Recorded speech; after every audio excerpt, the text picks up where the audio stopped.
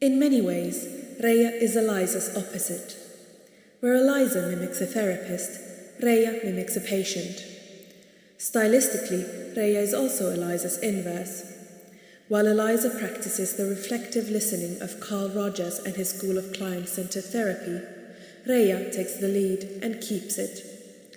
When these two approaches are made to talk with each other, these differences are clear as day. Note how the attempt to change topic is unceremoniously rebuffed. Rhea: I went to the Crystal Show Club a while back. Eliza: what does that suggest to you? Rhea: I went to see some strippers.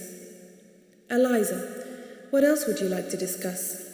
Rhea: pole dancing interests me. In this conversation, and in general, Eliza seems only to view itself as a kind of verbal mirror, an opportunity for its interlocutor to speak. Rhea seems only to view her interlocutor as an opportunity for her to speak. If conversation were tennis, the former is a practice wall, and the latter a serving machine. Neither really needs to engage or react, or even move. As such, they perfectly illustrate the Scylla and Charybdis of conversation. At one extreme is Eliza, what you would call the reptilian or cold-blooded approach, not enough me. At the other is Rhea, too much me, what would be called the hot-blooded or mammalian approach.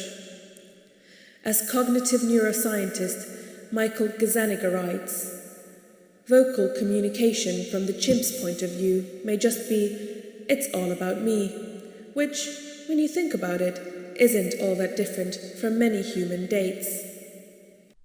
Speaking of dates, arguably the two most prominent pickup artists of the past 20 years, Mystery and Ross Jeffries, fall into the same dichotomy.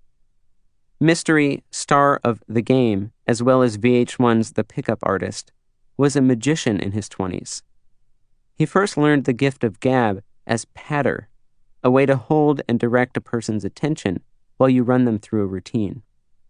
Looking back on the women I have shared intimate moments with, he writes, I just talked their ears off on the path from meat to sex. I don't talk about her. I don't ask many questions.